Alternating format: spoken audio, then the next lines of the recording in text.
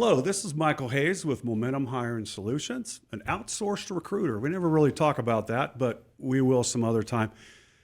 This is the Executives Association of Greater Phoenix podcast. And as you know, we're always number one in the Arizona prison system.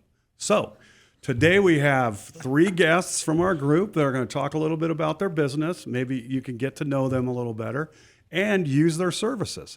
So what I'm going to do is I usually go for the left side because that's my best looking side, to Russ Holmes of Holmes and Son Construction. Russ, good to have you here. Could you give us a little about yourself and your business? Sure. The Holmes and Son has been building commercial buildings in the valley for 77 years now. Started in 1948, and I've been president of the company for about 20 years. And we're typically a mid-size, small to mid-size commercial contractor. We do mostly negotiated work, and across the valley we've built over the years a lot of landmarks and everything. So our focus is just hands-on problem solving. And you did the original Seneca Capri, right? Yeah, for those, yeah.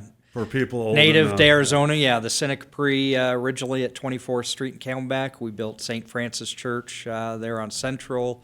So a lot of Stockyards Restaurant we built after a fire back in the 60s, I believe. So a lot of historical landmarks in our history. And you do a lot of stuff at the zoo. And we do, yeah. We've done for probably 20-something years exhibits at the zoo and all their major exhibits and expansions, and so it's been fun. They're a great client. And then we have a newer member to our group, Mike, and you have a 1-hour delivery service, or give us the correct. full name so Yes, I say it it's correctly. 1 Hour Messenger Incorporated. And give us a little background of that business and what kind of things do you deliver and associates like that? Yes. Okay, yes. I have owned the business since 1992. I purchased it from a gentleman who had owned it for about 6 or 7 years prior to my purchasing it from him. And he did mostly lawyers and marketing companies, just strictly envelopes. And my background prior to that was construction. So although I continue to do work with lawyers and marketing companies and envelope deliveries, we do a lot of that. We also do construction deliveries. We deliver to job sites all day long, every day. We deliver pallets of product. We deliver granite slabs, custom cabinetry. We work with a lot of interior designers, deliver stuff for their install days if they need a chair or a lamp or a rug, or samples of any kind. We work with lots and lots of designers. We work with FedEx during the holidays. In our construction, we work with wholesale and subcontractors. We're a good fit for if you've got your warehouse guy going on vacation or calling in sick and you've got 20 deliveries scheduled that day coming out of your warehouse and your guy called in sick, call us. We'll get all those done for you very quickly. We work with a lot of wholesale office product companies. We deliver lots and lots of boxes of paper, cases of water, pens, toner, cartridges, all these different things for lots of wholesale office product companies throughout the valley. We do a lot of medical route deliveries for doctors' offices. We work with veterinarians. We work with restaurants, Fox restaurants, that sort of thing, where they need things to get somewhere very quickly. Somebody's out of something. It's not on the scheduled route. They call us, hey, run over and get this. We do a lot of holiday deliveries. Corporations that say, I've got 25 gifts I need to get out in the next 2 days. Send them to us. We'll take care of them. Thanksgiving, we work with Honey Glazed Ham. Come over and pick up 25 hams and bring them to my office so I can disperse them to my employees, that sort of thing. Everything, you name it, we do it. We work very personally with personal people. My daughter left her saxophone at home. Go get it. Take it to her school, please. Anything you can think of, that's what we do. Wow, that's interesting, and we'll get to more of that too. And Ruben, you've already done one interview today. So Ruben, it was good because we haven't had a locksmith in our group before, so obviously, that's something everybody uses eventually. Give us a little bit about your business. We were established in 1979. It was established by Tim Shaw and his dad, Ivan Shaw. They've been doing commercial locksmithing and residential work all the way since the beginning of the company. In the 80s, Tim purchased out his dad, and then I developed a good relationship with him from a previous company I'd worked at. And during COVID, had an opportunity to buy and now run the business the last 5 years with him. Our primary focus is commercial and industrial. We do service residential clients as well. We service all of Arizona. And then you're a past military veteran. Thank you for your service. Thank you. How many years in the Navy? 13. Okay. And how did you get back? How'd you get to Arizona? So growing up, I had family out here. We'd come out during the summer. We'd visit. I met my wife out here. When I was transitioning from the military, we went to California. I started doing a little bit of construction for my dad, and anyone who's familiar with California knows it's expensive to live. And it was becoming difficult to find some footing in the civilian sector. So I looked around, and UPS was hiring out here in Arizona. I never worked for UPS or an organization like that. I was working in sales, selling freight lines and shipping packages for people for delivery. So my wife was from here, and we had family, and the opportunity was here in Tempe. So took the opportunity and picked up and moved back out here to Arizona. What do you think is the benefit of being in the military for either working or owning a business? I've never really asked that to anybody. That is such a lot to unpack. For me, what it is for me, I grew up with not a lot of different opportunities and leadership and mentors in my life. So I had an opportunity to meet a very important mentor to me at my first duty station. Between him taking me under his wing and showing me how to adapt to a new environment like the military, coming from being 17 years old to having to adapt and live in a certain regimented way. Because your parents had to sign off on it, right? Yes. Yeah, I had to get both of their signatures to leave. It was how it translates for me for the businesses. It established a lot of discipline, follow through, and also camaraderie. In the military, you rely on everyone to your left and to your right. Even though you may have a specialty that you work on, you still rely on the men and women that you serve with, and that translates directly into running a business. You may be the owner, you may be the president, but in the end, you have nothing without the people around you. At 17, I was scared to camp in my backyard. How did you, did you just plow right into it and just buy in from the get-go, or how did that last? I had already moved out prior to graduating. Jeez, I moved out and lived with some friends. Happy feet. Yeah, yeah. I had an interesting childhood, so I grew up very quickly. I helped with raising my younger siblings and stuff, but I just jumped right into it. I didn't know what I wanted to do with my life. I just knew that I needed to do something, and I needed to just take some chances. And everyone around me that I had met that had been in the military, whether it was the benefits of being in the military or some of the VA benefits you get afterwards, there was a lot of praise about joining the military, serving your country, and getting taken care of also by your country. Well, it's kind of like my dad used to say, "Hey, we're going to put you in the military, and they'll straighten you out." Which in the old days that was 100% true. Yep, and very much still today. You have to adapt, you have to assimilate. Yeah. Well, and that's why lots of people like to hire veterans like myself.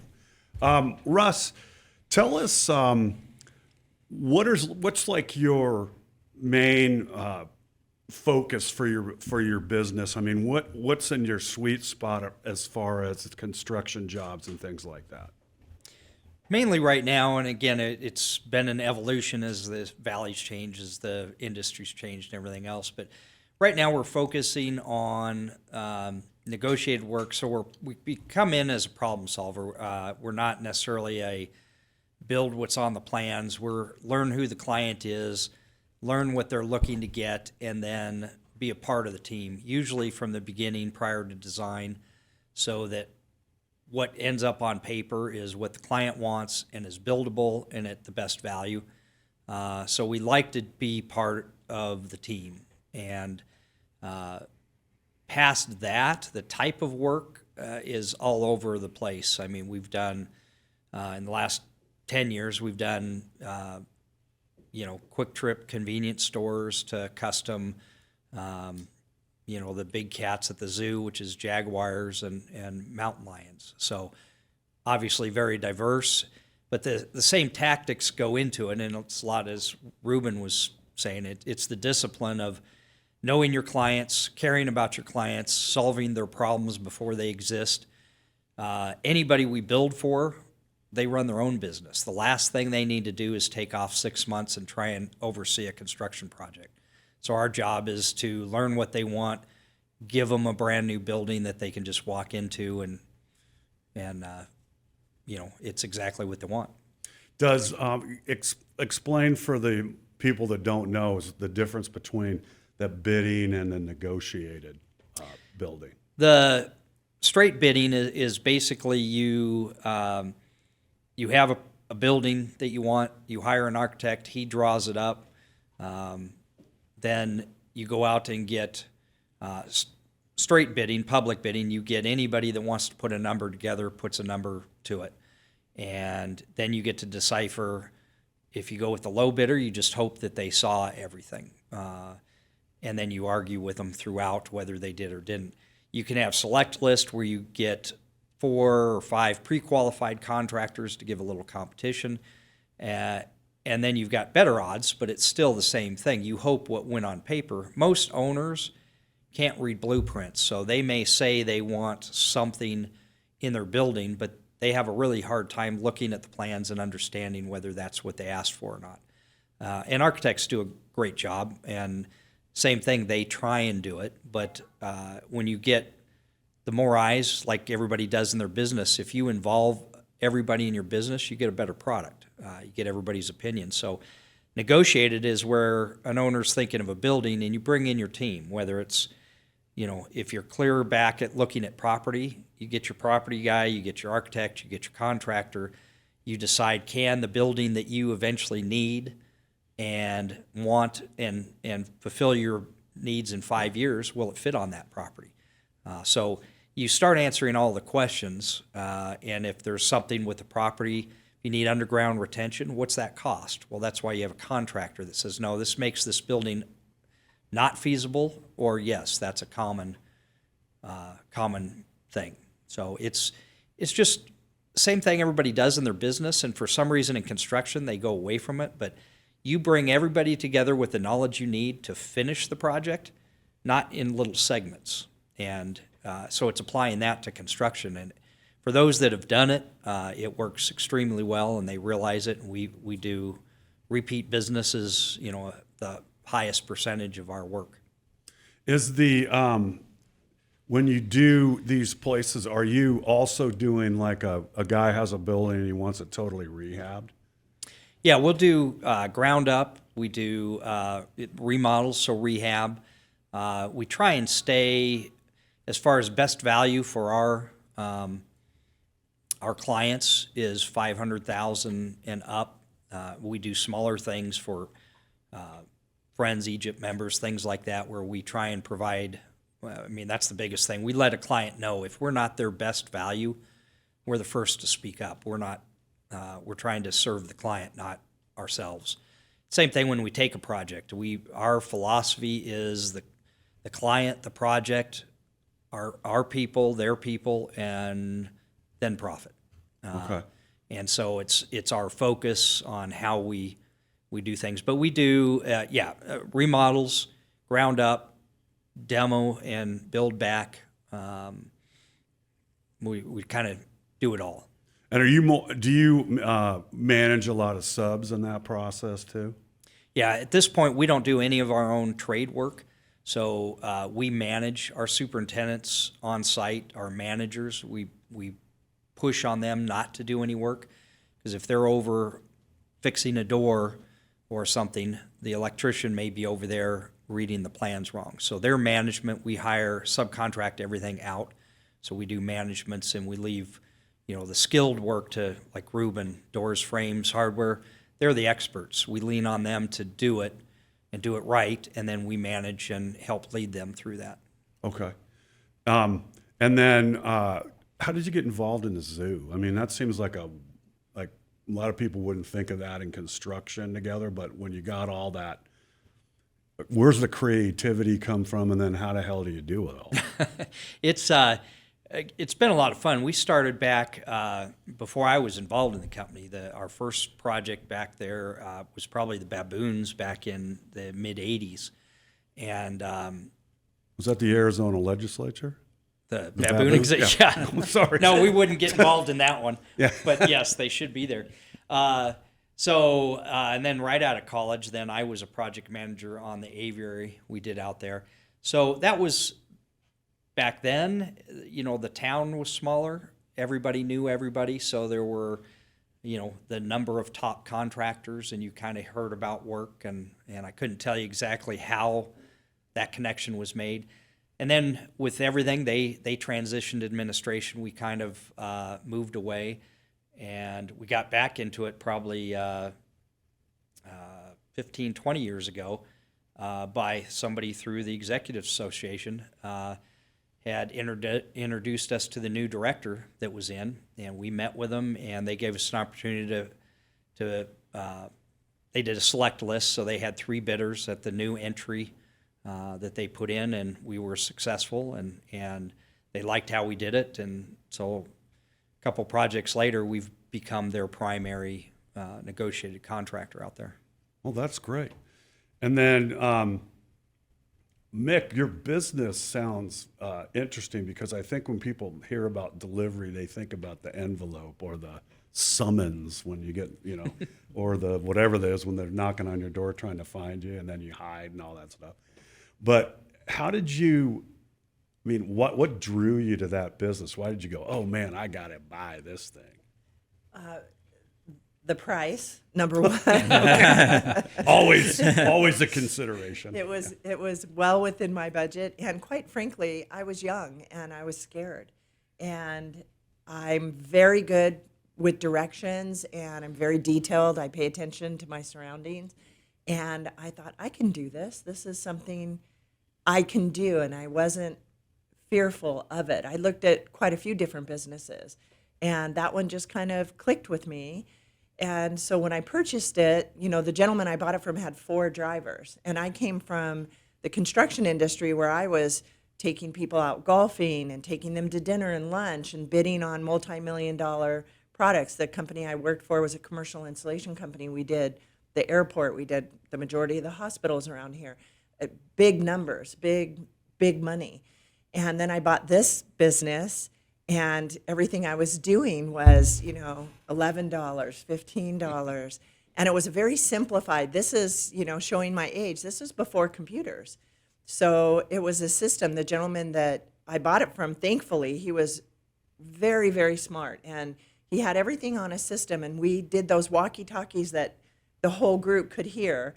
And every driver had a number, and every account had a number. So you just clicked on the walkie-talkie, and you said, number 11, pick a 421. And then number 11 would say 10-4, picking a 421. Then they would tootle on over, look at their list. What's 421? Go pick it up.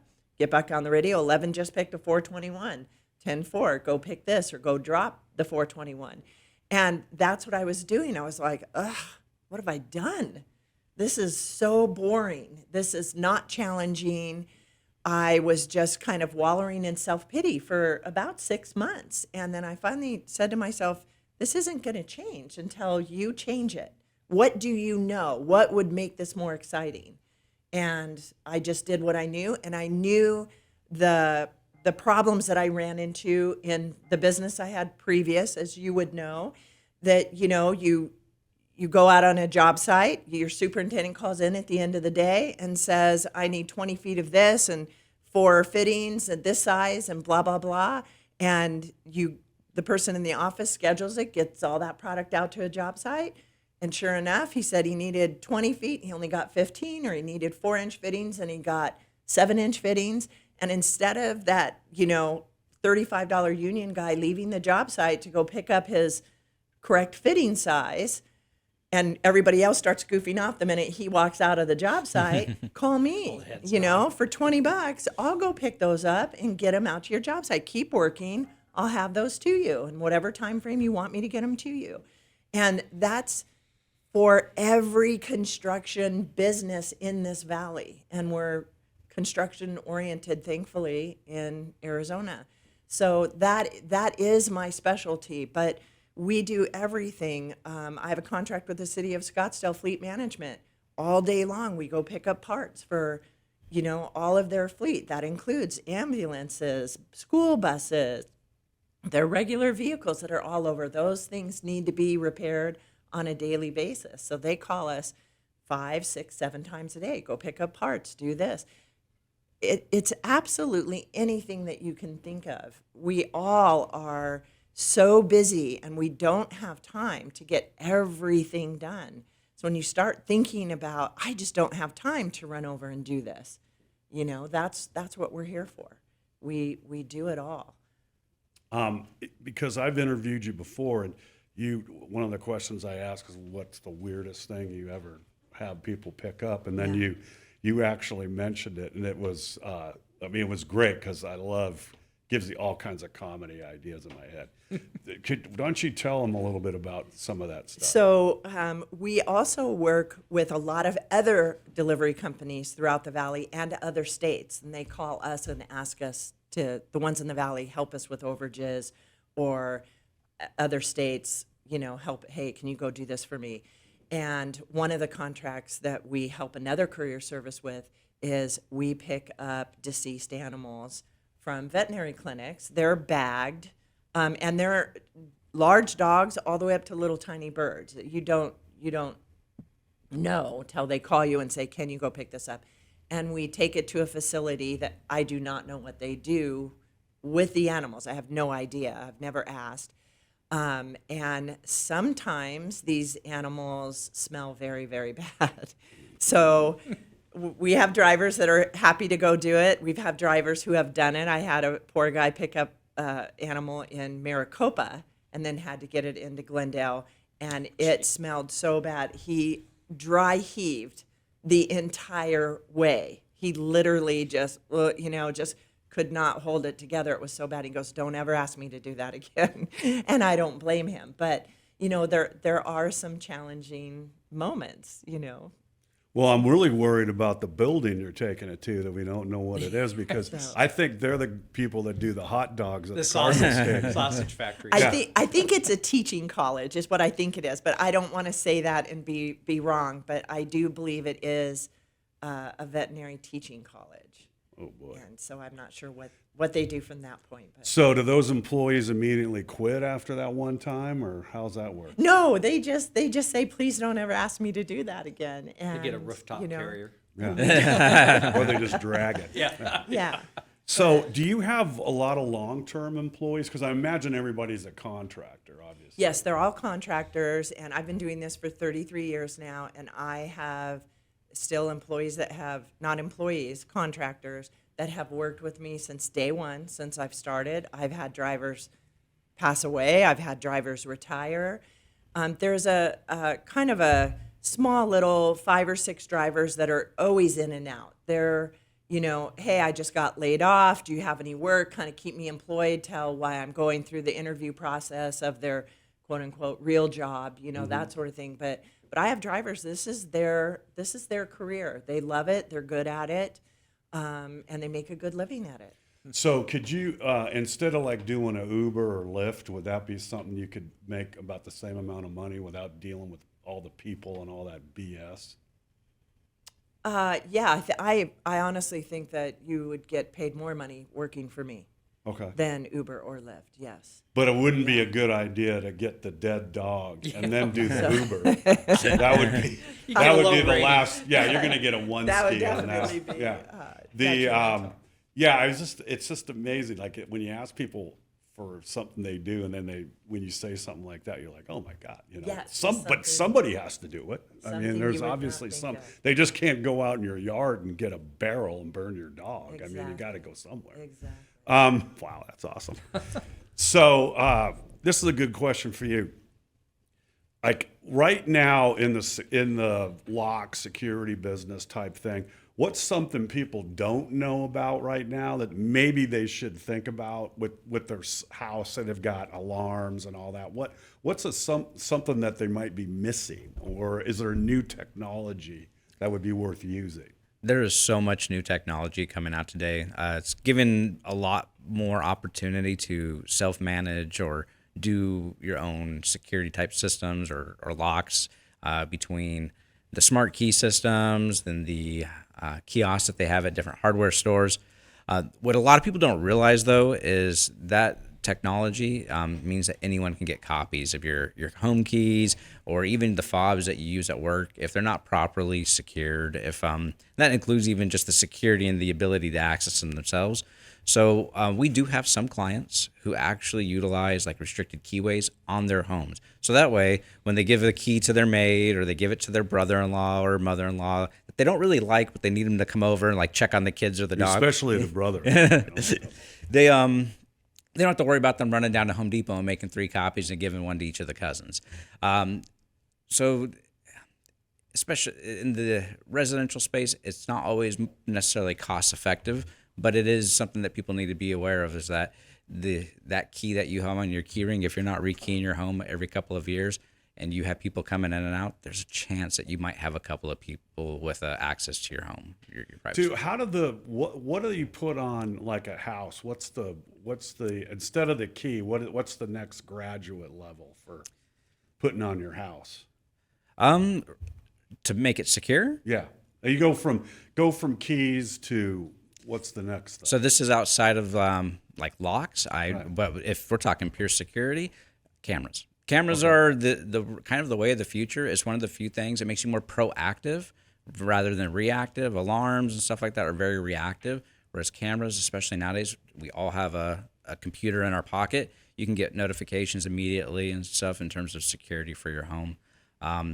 A lot of the electronic locks out there nowadays are nice, but like anything else that's electronic, they have a propensity to fail.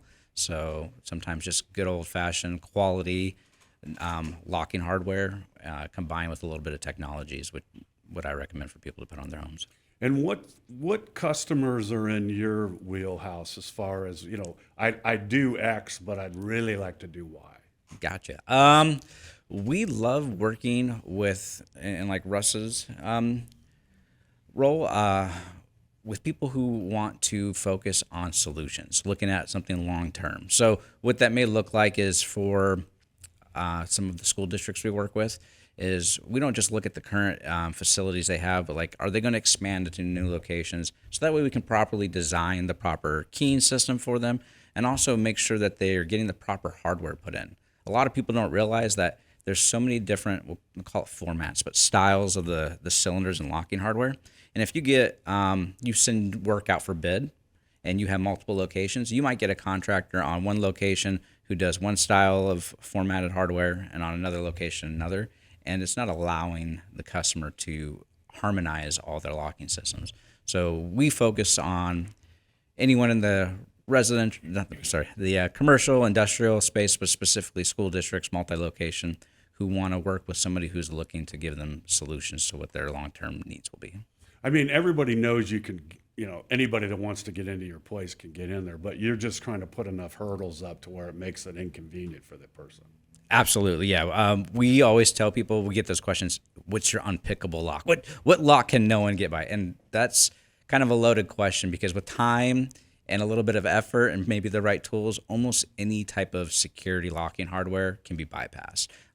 Exactly to your point, we focus on how much we can delay and how much we can give you the ability to respond to a situation if somebody's trying to break in and enter into your home or your business. Yeah, it's like I'm unfortunately the president of my HOA board, so we get these people that call all the time. My car got broken into, and they make this big shebang, and I go, "Oh, what was in your car?" "Oh, I had my iPad on the seat." "Oh, well, yeah, okay, so you just asked the mouse to go steal the cheese." Yep. So that's the type of stuff like, don't leave stuff out, don't leave your doors open. I mean, it seems like this is simple stuff, but people can't get it through their head. Exactly. So, like with my background in the military, I may have worked with dogs, but I also did a lot of protection planning, security forces planning, and like facility anti-terrorism force protection. And one of the biggest focuses, we can use all the technologies in the world, but if you're not exhibiting the correct behaviors in your personal or your business space, you're going to make yourself potentially open to having a break-in entry or be a victim of theft. It's the old saying, make it easier to go next door. Yes, yes. Yeah, it is true. That's exactly right. And it amazes me too in Phoenix that lots of people, one, don't have, they barely lock their door, and then they don't have an alarm or anything else. And I'm like, you're just asking for it. And then when they get it, now they're all, oh my God, we need security here. Like you said, people leave stuff in their car, and then the next question is, why didn't you park in the garage? Oh, well, my garage is filled with junk. Correct. Well, okay. Why don't you leave your junk out and park your car with the iPad in the garage? Or you take the iPad in and don't leave it in the car. Well, or that's bags. that's the other asking thing, too much. I didn't listen to the gym bag one, because they see a bag, they don't know what's in there. It was my stinky clothes. So I had to end up on the insurance claim because they busted the window. Again, that's me being stupid. But at least, I'm not doing that again. Yeah. So I always tell people, like when they're getting out of their car, I go, don't leave bags in your car because that's going to attract somebody. That's not the HOA's responsibility anyway, is it? Oh, no. You would think our responsibility is everything. Okay. And one of the reasons why, unfortunately, I'm there is I'm really good at telling people no, and that's not our responsibility. It's not a popular job. I call it pest control. Somebody's got to be the pest and do the control. That's me. So that's off topic a little bit. Russ, tell us some, I'm trying to think of say this the right way. What's some of the challenges coming up for the construction business that you see? Well, I think the first answer always is labor. And, from interviewing and being staffing for so many years, it changes. Finding quality labor. And we have, like you'd asked Mike, some of our employees had been with us 40, 50 years. And so as those guys started retiring and you hire the newer generation, it's, I date myself when you talk old school ethics and things like that. My dad used to call it cowboy ethics. You hold the doors open, you say yes and please and thank you. And some of it's harder to find. And it's harder to find people that you can train that don't jump ship when somebody offers a little bit more. We offer culture, we offer family, all the things that used to be important. Now it's, what do you pay me? And so, When do I get a day off? yeah, and can I work from home? It's like In the construction. you run a construction site. Excuse me? Yeah. Well, can't they get a camera? Yeah. We'll put cameras on. I'll watch. Let's have everybody wear a GoPro. Get some robots running around. Yeah. So it's getting it's from the higher level labor, which ours is management, so it's not really a trade skill. It's the skill to do everything, down to the guys installing locks, and that's when Ruben's talking. The more things get advanced, the more you need an expert dealing with those doors. Hanging a door used to be a simple carpentry thing, and as long as you could figure out how to hang it straight, you could do it. Nowadays, there's electronics involved, there's workings, there's mag locks, you can't put a normal labor person out installing a door because you'll be back there every 30 days. So labor is the big thing. A lot of the supply issues, electrical cabinets, large electrical pieces have been a big issue. Starting to get a little bit better. Steel was an issue. It's gotten better. Prices, you get a lot of people that construction projects usually start before they get to in the ground where we start work on site. You're usually talking 2 years prior they started working on the planning, the acquiring the land, the design. When they planned on buying the land and building a building, they had a budget in mind. That budget will go up 30 to 40% over those 2 years. And that's when we come in the beginning, we'll work with a lot of people and go, okay, we'll budget it, and then we're going to put an escalation allowance in. And so that this is going to be a realistic number in a year when you actually start paying the money. And those are things that get forgotten. And, you know, if they're